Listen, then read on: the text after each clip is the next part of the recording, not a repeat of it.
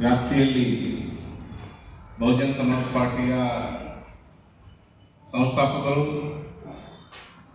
ಮತ್ತು ಬಾಂಬ್ಸೆಲ್ DS4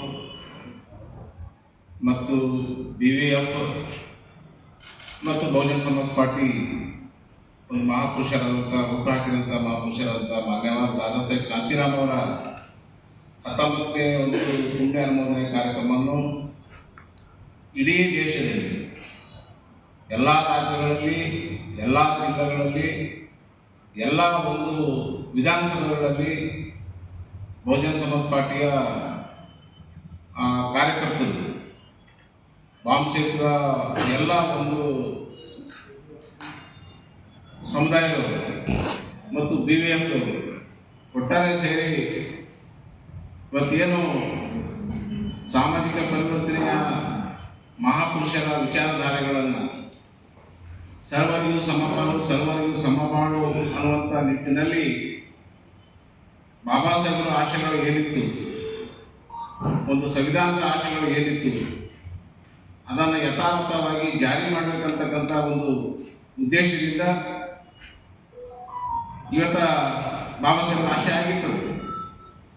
ಆ ಒಂದು ವಿಚಾರವಾಗಿ ಇಡೀ ದೇಶದಲ್ಲಿ ಒಬ್ಬ ವಿಜ್ಞಾನಿ ಆದಂಥ ದಾದಾ ಸಾಹೇಬ್ ಕಾಂಶಿರಾಮ್ ಅವರು, ಬಾಬಾ ಸಾಹೇಬ್ರೆ ಅವರಿಗೆ ಒಬ್ಬ ವಿಜ್ಞಾನಿ ಅವರು, ಪಂಜಾಬ್ನಲ್ಲಿ ಒಂದು ರೋಫರ್ ಜಿಲ್ಲೆಯ ಕಾವಸ್ಪುರ್ ಗ್ರಾಮದಲ್ಲಿ ಹುಟ್ಟಿದಂಥ ದಾದಾ ಸಾಹೇಬ್ ಕಾಂಶಿರಾಮ್ ಅವರು ಒಂದು ಸೈಂಟಿಸ್ಟ್ ಆಗಿ ಅವರು ಹೆಚ್ಚಿನ ಒಂದು ವಿದ್ಯಾಭ್ಯಾಸ ಮಾಡ್ತಕ್ಕಂಥ ಸಂದರ್ಭದಲ್ಲಿ ಒಂದು ಡೆಹ್ರಾಡೂನ್ನಲ್ಲಿ ವ್ಯಾಸಂಗ ಬರುವಂಥ ಸಂದರ್ಭದಲ್ಲಿ ಬಾಬಾ ಸಾಹೇಬರನ್ನ 1956ರ ಒಂದು ಬಾಬಾ ಸಾಹೇಬರ ಒಂದು ನಿಧಾನದ ಸುದ್ದಿ ತಿಳ್ಕೊಂಡು ಪರಿಚಯ ಆಗ್ತದೆ. ಮುಂದೆ ಅವರು 1958ರಲ್ಲಿ ಪುಣಾದಲ್ಲಿ ಒಂದು ರಕ್ಷಣಾ ಒಂದು ಇಲಾಖೆಯಲ್ಲಿ ಒಬ್ಬ ಸೈಂಟಿಸ್ಟ್ ಆಗಿ ಕೆಲಸ ಮಾಡ್ತಕ್ಕಂಥ ಸಂದರ್ಭದಲ್ಲಿ ಬಾಬಾ ಸಾಹೇಬರನ್ನ ತುಂಬ ಆಳವಾಗಿ ಅಧ್ಯಯನ ಮಾಡಿ ಈ ಬಾಬಾ ಸಾಹೇಬರ ಒಂದು ಆಶಯ ಏನಿತ್ತು, ಅವರ ಕನಸು ಏನಿತ್ತು, ಅದನ್ನು ನಾನು ಜಾರಿ ಮಾಡಬೇಕಂತೇಳಿ ತಮ್ಮ ಹೊತ್ತಿಗೆ ಅವರು ರಾಜೀನಾಮೆ ಕೊಟ್ಟು ಅವರು ಬಾಂಬ್ಸೆಲ್ನ ಕಟ್ಟಕ್ಕೆ ಪುಣಾ ನಗರದಲ್ಲಿ ಪ್ರಾರಂಭ ಮಾಡ್ತಾರೆ.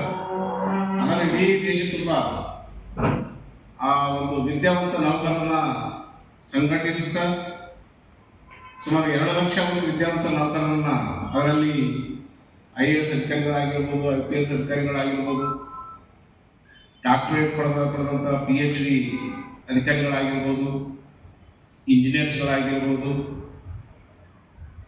2 ಲಕ್ಷ ಒಂದು ವಿದ್ಯಾವಂತ ನೌಕರರನ್ನ ಸರಿಯಾದ ರೀತಿಯಲ್ಲಿ ಸಂಘಟನೆ ಮಾಡಿ ಇವತ್ತೇನು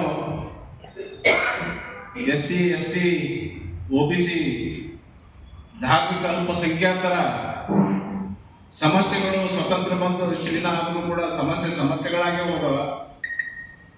ಸಂವಿಧಾನ ಯಥಾವತ್ತವಾಗಿ ಜಾರಿ ಆಗಿಲ್ಲ. ಸಂವಿಧಾನ ಜಾರಿ ಮಾಡ್ತಕ್ಕಂಥ ಜಾಗದಲ್ಲಿ ಸಂವಿಧಾನ ವಿರೋಧಿಗಳೇ ಕೂತ್ಕೊಂಡಾರ. ಆ ಸಂವಿಧಾನ ಒಂದು ಯಥಾವತ್ತವಾಗಿ ಬಾಬಾ ಸಾಹೇಬರು ಹೇಳದಂಗೆ ಜಾರಿ ಆಗಿತ್ತಪ್ಪ ಅಂದ್ರೆ ಇವತ್ತು ಭಾರತ ದೇಶದಲ್ಲಿ ಪ್ರಾರಂಭದಲ್ಲಿ ಏನು 1952ರಲ್ಲಿ ಏನು ನೈರು ಅವರು ಏನು ಸರ್ಕಾರ ಬಂತು, ಆ ಸರ್ಕಾರದಲ್ಲಿ ಬಾಬಾ ಸಾಹೇಬ್ ಸಂವಿಧಾನ ಸಬ್ಮಿಟ್ ಮಾಡ್ತಕ್ಕಂಥ ಸಂದರ್ಭದಲ್ಲಿ ಸಂವಿಧಾನ ತುಂಬ ಚೆನ್ನಾಗಿದೆ, ತುಂಬ ಅದ್ಭುತವಾಗಿದೆ ಈ ಸಂವಿಧಾನ. ಈ ಸಂವಿಧಾನ ಇವಾಗೇನು ಸರ್ಕಾರ ಇದೆ, ಈ ಸರ್ಕಾರ ಸರಿಯಾದ ರೀತಿಯಲ್ಲಿ ಇದನ್ನು ಯಥಾವತ್ತವಾಗಿ ಜಾರಿ ಮಾಡಿದ್ರೆ ಇದು 20 ವರ್ಷಗಳಲ್ಲಿ ಈ ಭಾರತ ದೇಶದಲ್ಲಿ ಅವಿದ್ಯಾವಂತ ಒಂದು ಅಂತಕ್ಕಂಥದ್ದು ಯಾರು ಇರಂಗಿಲ್ಲ. ಎಲ್ಲರೂ ಶಿಕ್ಷಣವಂತರಾಗ್ತಾರ, ಎಲ್ಲರೂ ಉದ್ಯೋಗವಂತರಾಗ್ತಾರ. ಇವತ್ತು ಯಾರು ಬಡವ ಶ್ರೀಮಂತ ಅಂತಕ್ಕಂಥವ್ರು ಇರಲ್ಲ. ಇವತ್ತ ಎಲ್ಲ ಕ್ಷೇತ್ರಗಳಲ್ಲಿ ಪ್ರತಿಯೊಬ್ಬ ನಾಗರಿಕನ ಅವಕಾಶ ಸಿಗ್ತದ. ಎಲ್ಲರೂ ಒಂದು ಹ್ಯಾಪಿಯಾಗಿ, ಖುಷಿಯಾಗಿ, ಸಮೃದ್ಧವಾಗಿ ಈ ದೇಶದಲ್ಲಿ ವಾಸ ಮಾಡ್ತಾರ. ಅಂತ ಒಂದು ಅದ್ಭುತವಾದಂಥ ಅಂಶಗಳು ಈ ಸಂವಿಧಾನದಲ್ಲಿದೆ. ಆದರೆ ಯಥಾವತ್ತವಾಗಿ ಜಾರಿ ಮಾಡಿದ್ರೆ ಸಾಧ್ಯ ಅದ. ಒಂದು ವೇಳೆ ಯಥಾವತ್ತವಾಗಿ ಜಾರಿ ಆಗಲಿಲ್ಲ ಅಂದ್ರೆ ಮುಂದೆ ಈ ದೇಶದಲ್ಲಿ ಈ ಸಂವಿಧಾನನ ಧ್ವಂಸ ಮಾಡ್ತಕ್ಕಂಥ ವಿಚಾರನೂ ಕೂಡ ಎಚ್ಚರಿಕೆ ಕೊಡ್ತಾರೆ. ಅಂತಹ ಸಂದರ್ಭದಲ್ಲಿ ಮಾನ್ಯ ಪ್ರಧಾನಮಂತ್ರಿ ಆದಂಥ ನೆಹರು ಅವರು ಬಾಬಾ ಸಾಹೇಬ್ 20 ವರ್ಷಗಳ ಹೇಳ್ತಾ ಇದ್ದೀರಿ, ನಾನು 10 ವರ್ಷದಲ್ಲಿ ನಮ್ಮ ಸರ್ಕಾರ ಇದನ್ನು ಯಥಾವತ್ತವಾಗಿ ಜಾರಿ ಮಾಡಿ ನೀವು ಹೇಳಿದಂಗೆ ಸರ್ವರಿಗೂ ಸಮಪಾಲು ಸರ್ವರಿಗೂ ಸಮಪಾಡು ಅಂತಕ್ಕಂಥದ್ದನ್ನ ನಾವು ಮಾಡ್ತೀವಿ ಅಂತ ಹೇಳ್ತಾರೆ. ಅದು ಇನ್ನೊಂದಕ್ಕೆ ಆಗಿಲ್ಲ. ಆ ಒಂದು ವಿಷಯನ ಇಟ್ಕೊಂಡು ದಾದಾ ಸಾಹೇಬ್ ಕಾಶಿರಾಮ್ ಅವರು ಬಾಬಾ ಸಾಹೇಬ್ ಬಗ್ಗೆ ತುಂಬ ಆಳವಾಗಿ ಅಧ್ಯಯನ ಮಾಡಿ ನಾನು ನೌಕರಿ ಮಾಡೋದ್ರಲ್ಲಿ ಯಾವ ಅರ್ಥ ಇಲ್ಲ ಅಂತೇಳಿ ಅವರು ರಿಸೈನ್ ಮಾಡಿ ಬಾಂಬ್ಸೆಟ್ ಕಟ್ಟರು. ಬಾಂಬ್ಸೆಟ್ ಕಟ್ಟದ ನಂತರ ಸುಮಾರು 10 ವರ್ಷಗಳ ಕಾಲ ಈ ಭಾರತ ದೇಶ ತುಂಬಿ ಅವರೆಲ್ಲ ಅವಕಾಶವನ್ನು ಒಗ್ಗೂಡಿಸಿ 1984ರಲ್ಲಿ ಬಾಂಬ್ಸೆಟ್ DS ಕೋಡ್ ಕಟ್ಟಿದ ನಂತರ 1984ರಲ್ಲಿ ಬಹುಜನ ಸಮಾಜ್ ಪಾರ್ಟಿ ಸ್ಥಾಪನೆ ಮಾಡ್ತಾರೆ. ಯಾಕಂದ್ರೆ ಆ ಸರ್ಕಾರಗಳು ಸರಿಯಾಗಿ ಮಾಡಿದ್ರೆ ಇನ್ನೊಂದು ಪಕ್ಷ ಬೇಕಾಗ್ತಿಲ್ಲ ಅಂತಕ್ಕಂಥದ್ದು ಕೂಡ ಕಾಣಿಸಿರೋ ವಿಚಾರ. ಅವ್ರು ಸರಿ ಮಾಡೋರಿಗೆ ಇನ್ನೊಂದು ಪಕ್ಷ ಬೇಕು, ಸರಿ ಮಾಡ್ತಕ್ಕಂಥ ಪಕ್ಷಗಳು ಬೇಕಾಗ್ತಕ್ಕಂಥ ವಿಚಾರದಲ್ಲಿ ಬಹುಜನ ಸಮಾಜ್ ಪಾರ್ಟಿ ಒಂದು ಸ್ಥಾಪನೆ ಮಾಡ್ತಾರೆ. ಸ್ಥಾಪನೆ ಮಾಡಿ ಇಡೀ ಒಂದು ಎಲ್ಲ SC ST OBC ಅಂದ್ರೆ ಒಂದು ಹಿಂದುಳಿದಂಥ ವಿದ್ಯಾವಂತರನ್ನ ಸಮುದಾಯಗಳನ್ನ ಸಂಘಟನೆ ಮಾಡಿ, ಅಲ್ಪಸಂಖ್ಯಾತರನ್ನ ಸಂಘಟನೆ ಮಾಡಿ ಪಕ್ಷವನ್ನು ಸರಿಯಾದ ರೀತಿಯಲ್ಲಿ ಒಗ್ಗೂಡಿಸಿ 95ರಲ್ಲಿ ಸರ್ಕಾರ ಮಾಡೋದು ಅಕ್ಕ ಮಾಯಾವತಿಯವರ ಮುಖಾಂತರ ಸರ್ಕಾರ ಮಾಡೋದು ನಾವು ಈಗ ನೋಡಿದ್ದೀವಿ. ಅದ್ರ ಬಗ್ಗೆ ಬೇಕಾದಷ್ಟು ಹೇಳ್ಬೋದು. ಸುಮಾರು 4 ಸಲ ಅಕ್ಕ ಮಾಯಾವತಿಯವರ ಒಂದು ನೇತೃತ್ವದಲ್ಲಿ ಬಹುಜನ ಸಮಾಜ ಪಾರ್ಟಿ ಉತ್ತರ ಭಾರತದಲ್ಲಿ ಸರ್ಕಾರ ಆಗಿದೆ. 80 ಜಿಲ್ಲೆಗಳ ಒಳಗೊಂಡಂತ ಉತ್ತರ ಪ್ರದೇಶ 25 ಕೋಟಿಗಿಂತ ಹೆಚ್ಚಿರ್ತಕ್ಕಂಥ ಜನಸಂಖ್ಯೆ. ತುಂಬ ಅದ್ಭುತವಾಗಿ ಅಲ್ಲಿ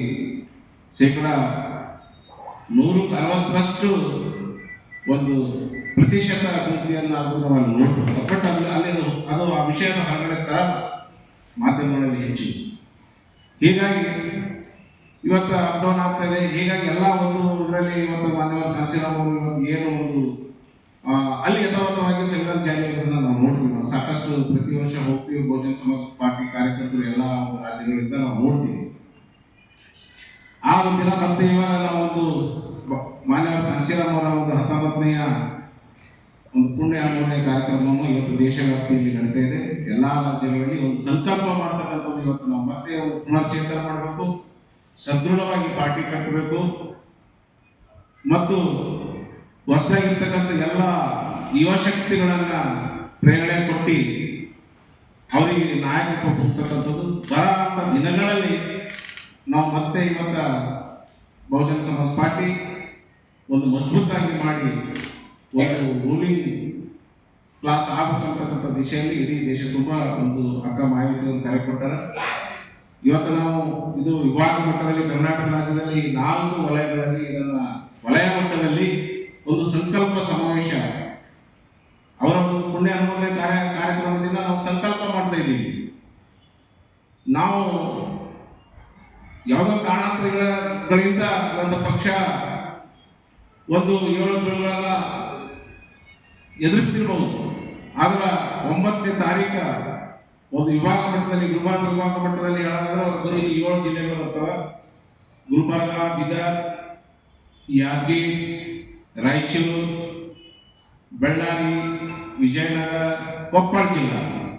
ಈ 7 ಜಿಲ್ಲೆಗಳ ಎಲ್ಲ ಜಿಲ್ಲಾ ಸಮಿತಿಗಳು, 7 ಜಿಲ್ಲೆಯ ಒಂದು ವಿಧಾನಸಭಾ ಒಂದು ಕಾರ್ಯಕರ್ತರು, 7 ಜಿಲ್ಲೆಗಳಲ್ಲಿರ್ತಕ್ಕಂಥ ಒಂದು ರಾಜ್ಯ ನಾಯಕರುಗಳು ಮತ್ತು ನಮ್ಮ ಕರ್ನಾಟಕದ ಈ ಭಾಗದಾಗ ಉಸ್ತುವಾರಿ ಇರ್ತಕ್ಕಂಥ ಡಾಕ್ಟರ್ ಹರಾ ಮಹೇಶ್ ಅವರ ಒಂದು ರಾಜ್ಯ ಸಂಯೋಜಕರು ಎಲ್ಲರೂ ಒಂದು ಕಡೆ ಸೇರಿ ಈ ಬರುವಂತ 9ನೇ ತಾರೀಕು ಇದೇ ಗುಲ್ಬರ್ಗ ಜಿಲ್ಲೆಯ ತಿಮ್ಮಾಪುರ ಸರ್ಕಲ್ನಲ್ಲಿ ಇರ್ತಕ್ಕಂಥ ಕನ್ನಡ ಒಂದು ಭವನದಲ್ಲಿ ಸುಮಾರು 2,000ಕ್ಕಿಂತ ಹೆಚ್ಚಿನ ಒಂದು ಸಂಖ್ಯೆಯಲ್ಲಿ ಎಲ್ಲ ಹಂತದ ಪದಾಧಿಕಾರಿಗಳು ಸೇರಿ ಒಂದು ಅವರಿಗೆ ನಾವು ನಮನಿಸುತ್ತಾ ಅವ್ರ ವಿಚಾರಧಾರೆಗಳನ್ನು ಅಳವಡಿಸ್ಕೊಳ್ತಾ ಆ ದಿನ ಸಂಕಲ್ಪ ಮಾಡಿ ಮುಂದಿನ ದಿನಗಳಲ್ಲಿ ರಾಜಕೀಯ ನಾವೆಲ್ಲ ಸನ್ನದ್ಧರಾಗೋಸ್ಕರ ಸಂಕಲ್ಪ ಮಾಡ್ತಾ ಇದ್ದೀವಿ. ಮತ್ತು ಆ ದಿನ ಬೆಳಗ್ಗೆ ಬಾಬಾ ಸಾಹೇಬರ ಒಂದು ವಿಶ್ವ ನಾಯಕರ ಬಾಬಾ ಸಾಹೇಬರ ಒಂದು ವೃತ್ತದಿಂದ ಬಾಬಾ ಸಾಹೇಬರಿಗೆ ಮತ್ತು ಅಣ್ಣ ಬಸವಣ್ಣನವರಿಗೆ ನಾವು ಗಾಲ್ಯಾಂಡ್ ಮಾಡೋದ್ರ ಮುಖಾಂತರ ಇಲ್ಲಿಂದ ಒಂದು ಪ್ರೇರಣೆ ತಗೊಂಡು ಸುಮಾರು ಲೋಕಲ್ ಸ್ಥಳೀಯವಾಗಿರ್ತಕ್ಕಂಥ ಎಲ್ಲ ಒಂದು ಕಾರ್ಯಕರ್ತರ ಒಂದು ತಂಡದಿಂದ ಒಂದು ಬೈಕ್ ರ್ಯಾಲಿ ಮುಖಾಂತರ ಒಂದು ಮೆಸೇಜ್ ಕ್ಯಾರಿ ಮಾಡ್ತಕ್ಕಂಥದ್ದು. ಇಲ್ಲಿಂದ ನಾವು ತಿಮ್ಮಾಪುರ ಸರ್ಕಾರ ತನಕ ಒಂದು ರ್ಯಾಲಿ ಮಾಡ್ತೀವಿ. ಅಲ್ಲಿ ನಾವು ಮತ್ತೆ ಕಾರ್ಯಕ್ರಮದಲ್ಲಿ ಸೇರಿ ಸಂಕಲ್ಪ ಮಾಡ್ತಕ್ಕಂಥ ಕೆಲಸ ಇದು ಎಲ್ಲ ಹಂತಗಳಲ್ಲಿ ನಡೀತಾ ಇದೆ. ಅದಕ್ಕಾಗಿ ಈ ಒಂದು ವಿಚಾರವಾಗಿ ನಾವು ಇವತ್ತು ಪತ್ರಿಕಾ ಮಾಧ್ಯಮದಲ್ಲಿ ಇವತ್ತು ಪ್ರಿಂಟ್ ಮೀಡಿಯಾ ಆಗಿರ್ಬೋದು, ಎಲೆಕ್ಟ್ರಾನಿಕ್ ಮೀಡಿಯಾ ಆಗಿರ್ಬೋದು, ತಾವೆಲ್ಲರೂ ಇದಕ್ಕೆ ಸುದ್ದಿ ಒಂದು ಮಾಡಿದ್ರೆ ತುಂಬ ಒಳ್ಳೆಯದಾಗ್ತಕ್ಕಂಥ ನಮ್ಮ ಒಂದು ತಮ್ಮಲ್ಲಿ ವಿನಂತಿ ಇದೆ. ಹೀಗಾಗಿ ಇದ್ರ ಜೊತೆಗೆ ಇನ್ನೊಂದು ಇವತ್ತ ಸ್ವಲ್ಪ ಒಂಚೂರಪ್ಪ ಅಂದ್ರೆ ಕರ್ನಾಟಕ ರಾಜ್ಯದ ಕಾಂಗ್ರೆಸ್ ಸರ್ಕಾರ ಇವತ್ತ ಮತ್ತೆ ಒಂದು ಜನರ ಒಂದು ಬದುಕನ್ನ ಹಾಳು ಮಾಡ್ತಕ್ಕಂಥ ಒಂದು ಕೆಲಸವನ್ನ ಮಾಡ್ತಾ ಇದೆ. ಇವತ್ತು ಲಿಕ್ಕರ್ ಸಿಸ್ಟಮ್ನಲ್ಲಿ ಇವತ್ತು ಮದ್ಯಪಾನ ನಿಷೇಧ ಮಾಡಬೇಕು ಸರ್ಕಾರ. ಆ ಮದ್ಯಪಾನದಿಂದ ಇವತ್ತು ಎಷ್ಟೋ ಕುಟುಂಬಗಳು ಹಾಳಾಗ್ತಾವ, ಸಂಸಾರಗಳೆಲ್ಲ ಹಾಳಾಗ್ತಾವ. ಆ ಮದ್ಯಪಾನದಿಂದ ಇವತ್ತು ಎಷ್ಟೋ ಒಂದು ಅವರ ಆರ್ಥಿಕ ಪರಿಸ್ಥಿತಿ ಮೊದಲೇ ಮುಗ್ಗಟ್ಟೆ ಕುಟುಂಬದಲ್ಲಿ ಕಲಹಗಳಾಗ್ತಾವ.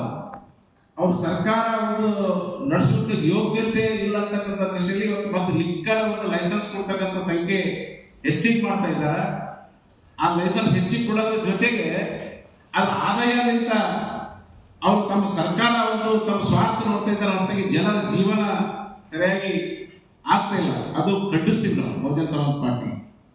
ಯಾಕಂದ್ರೆ ಹಿಂದೆ ಎಷ್ಟೋ ನಾವು ನೀವೆಲ್ಲ ನೋಡಿ ಇವತ್ತು ಎಷ್ಟೋ ಹೆಣ್ಮಕ್ಳು ಇವತ್ತ ಈ ಮದ್ಯಪಾನ ನಿಷೇಧ ಕುರಿತು ಹೋರಾಟಗಳು ಮಾಡ್ಯಾರ. ಆದರೆ ಸಿದ್ದರಾಮಯ್ಯ ಸರ್ಕಾರ ಇವತ್ತು ಮತ್ತೆ ಮದ್ಯಪಾನ 500 ಲೈಸೆನ್ಸ್ಗಳನ್ನ ಹೊಸದಾಗಿ ಇವತ್ತು ಕ್ರಿಯೇಟ್ ಮಾಡ್ತಾ ಇದ್ದಾರೆ. 500 ಲೈಸೆನ್ಸ್ಗಳನ್ನ ಲಾಟ್ರಿ ಮುಖಾಂತರ ಹಂಚ್ತಾರ.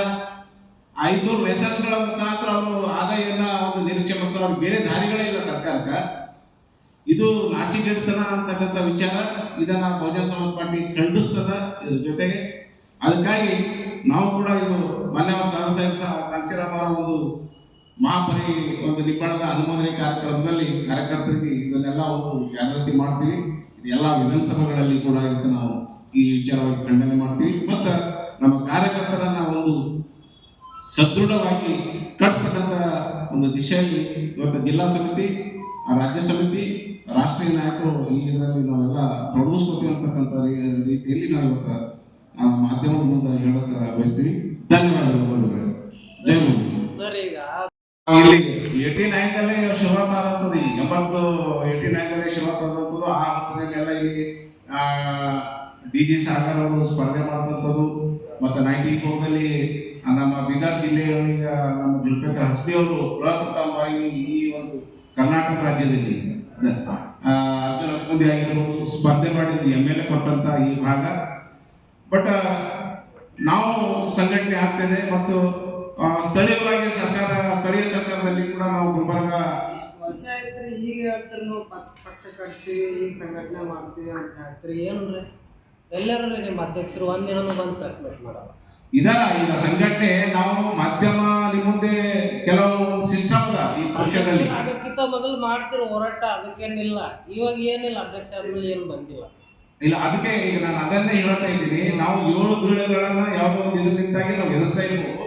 ಬಟ್ ನಾಳೆ ದಿನ ನಾವು ಇಡೀ ದೇಶ ತುಂಬ ಅಕ್ಕ ಮಾಯಾವತಿಯವರು ಏನು ಕರೆಯನ್ನು ಕೊಟ್ಟಿದಾರ ಇವತ್ತು. ಅದಕ್ಕೆ ಇವತ್ತು ಅಕ್ಕ ಮಾಯಾವತಿಯವರು ಸ್ವಲ್ಪ ಎಲ್ಲ ಸೀನಿಯರು ಇವತ್ತು ಯಾವುದೋ ಒಂದು ಇದರಿಂದಾಗಿ ವಯಸ್ಸಾದವರು ಬಹಳ ಹಳೆಯ ಕಾರ್ಯಕರ್ತರು ಇದಾಗಿರ್ಬೋದು. ಇವತ್ತು ಅಕ್ಕ ಮಾಯಾವತಿ 150ರಷ್ಟು ಯುವಶಕ್ತಿಗಳನ್ನೇ ಒಳಗೊಂಡು ಯುವಕರನ್ನೇ ಪ್ರೇರಣೆ ಮಾಡಿ ಪಕ್ಷ ಕಟ್ಟಬೇಕಂತಕ್ಕಂಥ ಸಂದೇಶ ಕೊಡುತ್ತೆ. ಇಲ್ಲ, ಯುವಕರು ಇವತ್ತು ತಯಾರಾಗ್ತಾ ಇದ್ದಾರೆ. ಯುವಕರು ಇವತ್ತು ಎಲ್ಲ ಕಡೆ ಪ್ರವಾಸ ಮಾಡ್ತಾ ಇದ್ದಾರೆ, ಕಾರ್ಯಕರ್ತರ ಜೊತೆಗೆ ಮಾತಾಡ್ತಾ ಇದ್ದಾರೆ ಮತ್ತು ಕಾರ್ಯಕರ್ತರನ್ನು ಹುಟ್ಟಾಕ್ತಾ ಇದ್ದಾರೆ. ಮುಂದಿನ ದಿನಗಳಲ್ಲಿ ನಾವು ಬೇಯಿಸ್ಕೊಳ್ತೇವೆ. ಹಿಂದಾದರೂ ಕೂಡ ನಾವು ಸಾಕಷ್ಟು ಇಲ್ಲಿ ಗಟ್ಟಿಯಾಗಿ ಕಟ್ಟಿದೀವಿ. ಇದು ಒಂದು ಓಟು ಒಂದು ನೋಟು, ಒಂದು ನೋಟು ಒಂದು ಓಟು ಅನ್ನೋ ಲೆಕ್ಕದಲ್ಲಿ ಪಕ್ಷ ಅದ. ಇದಕ್ಕೆ ಯಾವುದೋ ಮನವಾದಿಗಳ ಪಕ್ಷಗಳ ರೀತಿಯಲ್ಲಿ ನಾವು ಸಿಂಧಿ, ಸರಾಯಿ, ಹೆಂಡ, ಆಮಿಷಗಳನ್ನು ಒಡ್ಡಿ ಒಂದು ಓಟ್ ಪಡಿತಕ್ಕಂಥ ಪಕ್ಷ ಇದು ಒಂದು ಸೈದ್ಧಾಂತಿಕವಾಗಿ ಸಿದ್ಧಾಂತ ಮೇಲೆ ನಡೀತಕ್ಕಂಥ ಪಕ್ಷದ. ಜನ ಇದಕ್ಕೆ ಮೋಟಿವೇಟ್ ಮಾಡಬೇಕು. ವ್ಯವಸ್ಥೆ ಇವತ್ತು ಮನವಾದಿ ಸರ್ಕಾರಗಳು ಹಾಳು ಮಾಡಿದ್ರೆ ಇವತ್ತು ಯಾರೇ ಲೆಕ್ಕ ನೀವು ಏನು ಕೊಡ್ತಿರತಕ್ಕಂಥ ಒಂದು ಮೈಂಡ್ ಸೆಟ್ ಅನ್ನ ಇವತ್ತು ಮಾಡಿದಾರೆ. ಆ ಮೈಂಡ್ ಸೆಟ್ ಅನ್ನ ನಾವು ಸರಿ ಮಾಡಿ ಈ ಓಟಿನ ಮಹತ್ವವನ್ನ ಜನರಿಗೆ ಜಾಗೃತಿ ಮಾಡಬೇಕು. ಮೋಟಿವೇಟ್ ಮಾಡ್ಬೇಕಂದ್ರೆ ಪಕ್ಷದ ವತಿಯಿಂದ ಸಂಘಟನೆ ಮಾಡಬೇಕು, ಜನರಿಗೆ ತಲುಪಂತ ಕೆಲಸ ಮಾಡಬೇಕು. ಸ್ವಾಗತ ಮಾಡ್ತೀವಿ, ಹೇಳೋ ಮಾತ ಸ್ವಾಗತ ಮಾಡ್ತೀವಿ. ಆ ಕೆಲಸ ನಾವು ಮಾಡ್ತೀವಿ. ಹೇಳೋದು ಮಾತ 100% ಸತ್ಯ ಅದ. ಆ ಕೆಲಸ ಇವತ್ತು ಈಗ ಏನದ ಈ ಗುಲ್ಬರ್ಗ ಈ ಪ್ರೆಸೆಂಟ್ ಇರ್ತಕ್ಕಂಥ ಟೀಮ್ ಕೆಲಸ ಮಾಡ್ತಾ ಇದೆ. ಈಗ ನಿರಂತರವಾಗಿ ಎಲ್ಲ ವಿಧಾನಸಭೆಗಳನ್ನ ಒಂದು ಭೇಟಿ ಕೊಡ್ತಾ ಇದ್ದಾರೆ, ಪ್ರವಾಸ ಮಾಡ್ತಾ ಇದ್ದಾರೆ, ಕಾರ್ಯಕರ್ತರನ್ನ ಸಂಘಟಿಸ್ತಾ ಇದ್ದಾರೆ. ಯಾಕಂದ್ರೆ ನಮಗೆಲ್ಲ ಗೊತ್ತಿರೋಂಥ ಈ ಪಕ್ಷದಲ್ಲಿ ಒಂದು ವಾಲಂಟ್ರಿ ಆಗಿ ದುಡಿತಕ್ಕಂಥದ್ದು.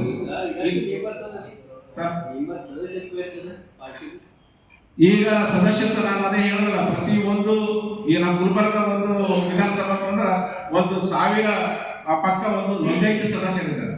ಈಗ ನಾವು ನೋಂದಣಿ ಮಾಡಿದ್ವಿ, ಲಾಸ್ಟ್ ಇಯರ್ ನಾವು ನೋಂದಣಿ ಮಾಡಿದ್ವಿ. ಪ್ರತಿ ಒಂದು ವಿಧಾನಸಭೆಯಲ್ಲಿ 100 ಕಾರ್ಯಕರ್ತರ ಮೆಂಬರ್ಶಿಪ್ ಡ್ರೈವ್ ಮಾಡ್ತೀವಿ. ಪ್ರತಿ ವರ್ಷ ಮೆಂಬರ್ಶಿಪ್ ಅನ್ನ ಡ್ರೈವ್ ಮಾಡ್ತೀವಿ.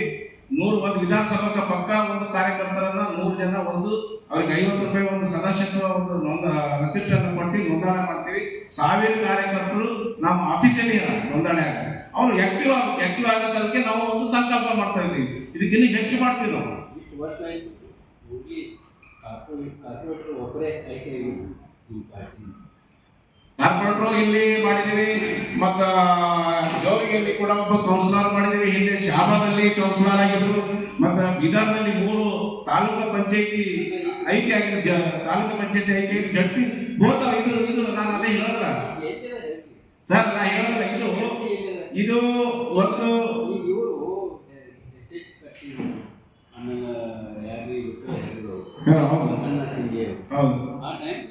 ಪಾರ್ಟಿ ಭಾರಿ ಮಜಬೂತಿ. ಆನಂತರ ಅವರು ಏನು ಬಿಟ್ಟರು ಇಬ್ಬರು ಪಾರ್ಟಿ ಹೋಯ್ತು ಆಗ್ತಾ ಇದೆ. 7 ಬೀಳು ಬೀದರ್ ಬೇರೆ ಆಗ್ತದೆ. ನಮ್ಮ ಕೇಂದ್ರ ಕಲ್ಯಾಣ ಕರ್ನಾಟಕ ಯಾಕೆ ಫೇಲ್ಯೂರ್ ಆಗ್ತದೆ? ಈಗ ನಿಮ್ಮ ವಿಚಾರಗಳನ್ನ ನಾವು ಖರ್ಗೆ ಅವ್ರ ಕಾರಣ, ಖರ್ಗೆ ಅವ್ರ ಪುತ್ರ ಕಾರಣ, ಅಥವಾ ಏನು ಕುಟುಂಬ ರಾಜಕೀಯ ರಾಜಕಾರಣ ನಿಮ್ಮ ಅಲ್ಲ, ಅದು ನಾನು ಹೇಳೋದು ಸರಿ ಇಲ್ಲ. ಯಾರು ನೀವು ಯಾವುದೂ ಸರ್ಕಾರಗಳು ಹೋರಾಟ ಮಾಡಂಗಿಲ್ಲ. ಎಲೆಕ್ಷನ್ದೊಳಗೆ ಅಷ್ಟು ಮೆರವಣಿಗೆ ಮಾಡ್ತೀರಿ, ಆಡಿ ತೊಗೊಂಡು ಬರ್ತೀರಿ, ನಾಮಿನೇಷನ್ ಮಾಡ್ತೀರಿ, ಕೇಕೆ ಹಾಕ್ತೀರಿ, ಉದ್ಯೋಗ ಮಾಡ್ತೀರಿ, ಹೋಗ್ತೀರಿ, ಆಯ್ತು ಮುಗಿತು. ಏನದ ಹೇಳಿ ಎಷ್ಟು ಫೇಲ್ಯೂರ್ ಅದ, ಗಟ್ಟು ಬಂದದ, ಅತಿ ಇದೆ. ಕುಡಿಮೀರಿನ ಆಕಾರದ 7 ದಿವಸ ಆಯ್ತು, ನೀರು ಗೊತ್ತಿಲ್ಲ. ನೀವು ಒಂದು ಡಿಮ್ಯಾಂಡ್ ಮಾಡಕ್ಕೆ ಹೇಳಿದಿಲ್ಲ ಮಾಡಿದ್ದಾರೆ. ಮೊನ್ನೆ ಮಾಡಿದಾಗ ನಾವು ಶಿವಾಜಿ ಅಡಿಗೆ ನಾನು ಕೇಳಿಲ್ಲ ಇಲ್ಲ ಬರ್ಬೇಕಿಲ್ಲ. ಬರೀ ಪಕ್ಷ ಸಂಘಟನೆ ಅದು ಇತಿಹಾಸ ಹೇಳ್ತದೆ. ಇಲ್ಲಿ ನಿಮ್ದೆಲ್ಲ ಮಾತುಗಳನ್ನು ತುಂಬಾ ಸ್ವಾಗತ ಮಾಡ್ತೀವಿ. ನಮ್ಮ ಒಳ್ಳೆದಕ್ಕಾಗಿ ನೀವು ಒಂದು ನಿಮ್ಮ ಸಲಹೆಯಿಂದ ಸಂಘಟನೆ ಆಗ್ಬೇಕಂತಕ್ಕಂಥದ್ದು ನಿಮ್ದು ಇಲ್ಲದ, ಅದನ್ನು ನಾವು ಸೀರಿಯಸ್ ಆಗಿ ಗಂಭೀರವಾಗಿ ತಗೋತೀವಿ. ನಾವು ಗಂಭೀರವಾಗಿ ತಗೊಳ್ಳೋಕ್ಕೋಸ್ಕರನೇ ಇವತ್ತು ನಾವು 9ನೇ ತಾರೀಕು ತುಂಬಾ ಒಂದು ಗಂಭೀರವಾಗಿ ಸಂಕಲ್ಪ ಮಾಡ್ತೀವಿ. ನಾವು ಹೇಳಿದಂಗೆ ನಮಗ ಇಲ್ಲ, ಅದು ನಾವು ತಾವೇ ಹೇಳ್ಬೇಕಿದ್ದು. ಆ ತರ ಏನಾದ್ರು ಇದ್ರೆ ಇವತ್ತು ಪಕ್ಷ ಬಹಳ ಒಂದು ಇದರಲ್ಲಿ ಇರ್ತಿತ್ತು. ಅಲ್ಲ, ನೀವು ಎಷ್ಟು ಹೋರಾಟದ ಇತಿಹಾಸದ ಇಲ್ಲ. ಈಗ ನೀವು ಹೇಳ್ದಂಗೆ ನಾವು ಅಲಯನ್ಸ್ ಮಾಡ್ಕೊಳ್ಳೋದಾಗ್ಲಿ ಅಥವಾ ಹೊಂದಾಣಿಕೆ ಮಾಡ್ಕೊಳ್ಳೋದಾಗ್ಲಿ ಅಂದ್ರೆ ಇವತ್ತು ಬೇರೆ ರೀತಿಯಲ್ಲಿ ಇರ್ತಿತ್ತು. ಇದು ಮಹಾಪುರುಷರ ಇವತ್ತು ಯಾರೇ ಹೇಳ್ಬೋದು, ಇವತ್ತು ಸಮಾಜವನ್ನು ಬಯಸ್ತಕ್ಕಂಥ ಇವತ್ತು ಮಹಾಪುರುಷರ ವಿಚಾರಧಾರೆಗಳ ಮೇಲೆ ನಡೀತಕ್ಕಂಥ ಒಂದು ಪಕ್ಷ. ಇವತ್ತು ನಾವು ಏನು ಗೊತ್ತಿದ್ದೀವಿ, ಇಲ್ಲಿ ನಮ್ಮ ಪಕ್ಷಕ್ಕೆ ಯಾವುದೇ ರೀತಿಯಲ್ಲಿ ಸಂಘಟನೆ ಮಾಡಕ ಒಂದು ಹಣ ಯಾರುಗಳಿಂದ ಬಡವಣಿಗೆಗಳಿಂದ ಹಣ ತಗೊಳಂಗಿಲ್ಲ. ನಮ್ಮ ಕಾರ್ಯಕರ್ತರು ಇವತ್ತು ಯಾರು ಕೂತ್ಕೊಂಡು ಪ್ರತಿಯೊಬ್ಬ ತಾನು ಟೈಮ್ ಕೊಡಬೇಕು, ತಾನು ಸಂಪನ್ಮೂಲ ಕೊಡಬೇಕು, ತಾನು ತನ್ನ ಬುದ್ಧಿವಂತಿಕೆ, ಟೈಮು, ಟ್ಯಾಲೆಂಟು, ಟ್ರೆಜರಿ, ಈ 3 ಸ್ವತಃ ನಾವು ಹಾಕಿ ಪಕ್ಷ ಕಟ್ಟಬೇಕು. ಹೀಗಾಗಿ ನಮಗೆ ವಿಳಂಬ ಆಗ್ಬೋದು. ಯಾವತ್ತು ಜನ ಸರಿಯಾದ ರೀತಿಯಲ್ಲಿ ಅರ್ಥ ಮಾಡ್ಕೋತಾರೋ ಅವತ್ತು ಖಂಡಿತವಾಗಿ ಬಹುಜನ ಸಮಾಜ ಪಾರ್ಟಿ ಈ ದೇಶದಲ್ಲಿ ಆಳ್ತದೆ.